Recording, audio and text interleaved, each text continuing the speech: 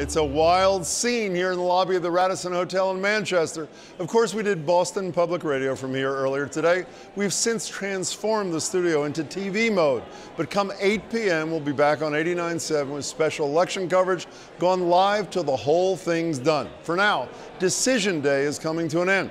Most of the polls here have just closed, with a handful open for another hour. Right next door to us, a room over, the Rubio campaign is set up. Clinton, Bush, and Trump are just blocks away, the others a city or two beyond, except for Ben Carson, who's skipping his primary night party, not for laundry, but South Carolina. So, what are the real deciders saying about it all? Emily Rooney and Adam Riley set out to find out. Usually, turnout in Manchester's inner city Ward 3 is on the low side, but not today. We have been nonstop. It's good. Yay, New Hampshire. And around lunchtime, the biggest beneficiary seemed to be Bernie Sanders. I think he's got the best chance of affecting real change. Anyone who wants to go to college, I feel like, is backing Sanders. He beats the Republican candidates by more points than Hillary does, right? That said, Hillary Clinton had her supporters, too. I think she's qualified, ready to go. She gets things done. We also found a Jeb Bush backer. We really need a good, solid leader. And even a Jim Gilmore guy. I called his campaign. He was the only one who personally answers his phone call. But despite this man's best efforts, no one said they had voted for Donald Trump. I just don't like his sass. Which is a bit odd, given Trump's huge advantage in the polls. Emily, what did you see up north? Adam, things were busy up north, too. The city of Laconia, best known for its summer motorcycle festival, was a mix. Some shops were closed for Election Day, others open. There were a lot of people out and about, but none more so than in Ward 6, the Levitt Park Clubhouse polling place. Hi. By 11 a.m., 469 of 2,000 eligible voters had already cast their votes. And under new state election law, a lot of people were registering on the spot. I'll do that for you. But of course, what we wanted to know is, who you voting for? We got a smorgasbord of responses. Democrat or Republican? Democrat. Who? Hillary. As long as I don't have to explain it. No, you don't have to explain it. Rubio. Jeb Bush. I'm going to vote for John Casey. I'm going to be writing in Hillary. In the 45 minutes or so we were there, though, one name was conspicuously absent. Donald Trump? No. Trump? No. No. No. No. But finally, Trump all the way. bingo. Fox News mistakenly reported earlier today that Trump had won the race, but some polls are still open. People are still voting, and a winner is yet to be declared. Adam and Emily are here, along with Marjorie. Good to see you guys again. You know, I hate the expectations game, but let's play it anyway, if that's okay. So Rubio's third out there in Iowa. He's the winner. Trump and Sanders have double-digit leads. So if they win by single digits, are we going to have to listen, Adam, to people saying, oh, the second-place finisher's the triumphant one? We would, and I think in the case of Trump, it would be fair. I was looking back at Real Clear Politics. The last 37 polls, Trump has led by double digits. So if he wins by single digits, that's a big deal. He's never run in an election in his life. The last 37 polls, Jim, he's been totally dominant, untouchable. So I think if he wins by 8, it's very, very fair to cast the second place finisher as a winner.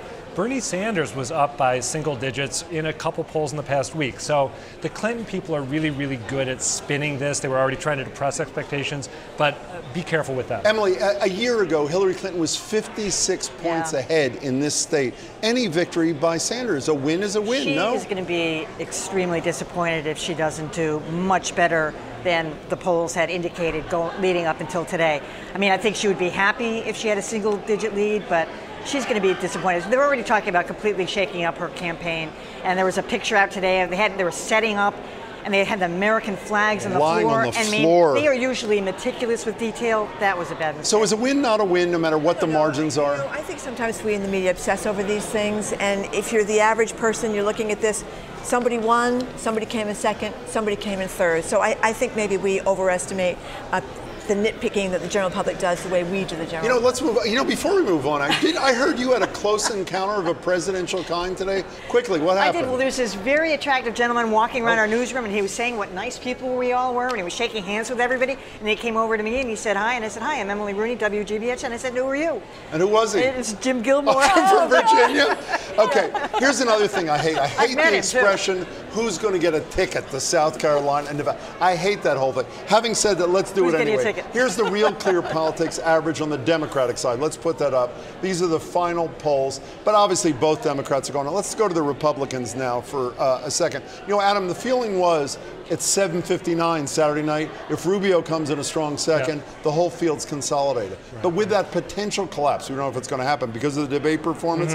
Does everything change and virtually everybody goes to the next round? I feel like unless Christie or Carly Fiorina really surprise here in New Hampshire, they go home? I think they're right on the verge of it. Ben Carson is running kind of a zombie campaign at this point. I don't even count him being in South Carolina, even though he's there tonight, because he's just this weirdo. So I would say keep an eye on Christie, Fiorina, and also Bush. Bush was talking a lot in his surrogates about overperforming, but he's got a ton of dough. He's not going to go home with all that money. But, I don't think he even wants to be doing this. So. You know Tickets. What? Jeb Bush is not going to drop out of this race. I think he thinks once he gets past tonight, he's going to do better. He may be right. The other people I agree with you on, Fiorina and Ben Carson, doesn't matter. I think Chris Christie is going to be extremely disappointed. He talked about, having gum on his shoes in New Hampshire. He was going to stick here and stick, but it doesn't appear. You know what the irony is? If it turns out Rubio falls, it's because of Chris Christie. Yeah. And Chris Christie, at least in the polls, has accrued no benefit from his performance the other night. So how about you? Well, if Christie does not do well, and he's not expected to do that well, I hope he does get out, because this is much more his electorate. I mean, this is one state over from Massachusetts. Charlie Baker gave her an endorsement, which may not matter much, but it might matter a little. So if he doesn't Southern do well, part of the state, yeah? Yes, if he doesn't do well here, I think he should get out. You know why I want him to get out, and Fiorina, and Carson, sort of a big upset? We need fewer people on the stage in these Republican debates, so you can really get a sense of the candidates. No one's talking about Cruz yet.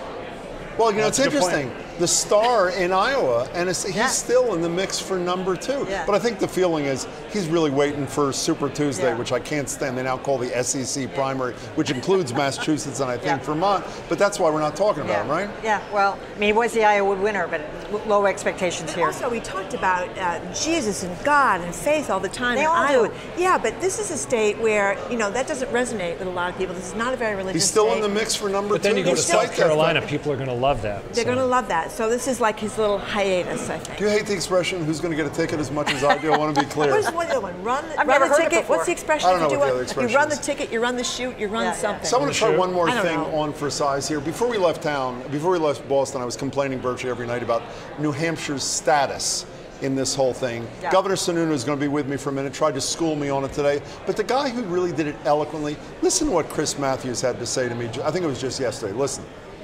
The great thing about it is that people in New Hampshire are citizens first, and politicians are political partisans second.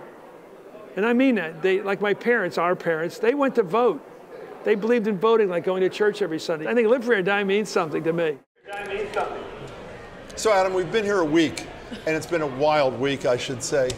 Did they deserve number 1 status? I don't always agree with Chris Matthews. I think he's dead on. This is a treasured civic ritual. These people go to all these events. Sometimes they're kind of boring, sometimes they're not. They agonize about who to vote for, and then they turn out in huge numbers. If you move it away from New Hampshire, I'm not sure you can recreate that anymore. How about you, Emily? Jim, you and I have been kind of cynical about this over the years. We've said, who cares what they think anyway? Let's move on. Let's get rid of this first in the nation thing.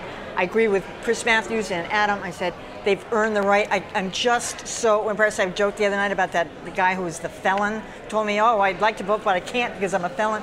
Everybody wants to vote. Everybody's part of the civic. You going to make it unanimous? Let me be selfish here. We drove an hour up from Boston. We've got the sleep number bed. You've been ordering breakfast in bed. You got the nice oatmeal. We're getting lunches. We have a wonderful time. We walk down Elm Street, go get great coffee, great food. I want to be back here in 2020. We're not going to go to South Carolina, Jim. This is it. You two are talking citizenship. So is Chris Matthews. She's talking sleep number bed. She makes a good point, though. I mean, the oatmeal's great. Right? Adam Riley, you'll be at a campaign headquarters tonight. Which one? I will be at Donald Trump. Donald Trump. And Emily, I'm going to be right Marjorie, here with you. and I are going to be all doing results starting at 8 o'clock. Great to see you all. Thanks so much.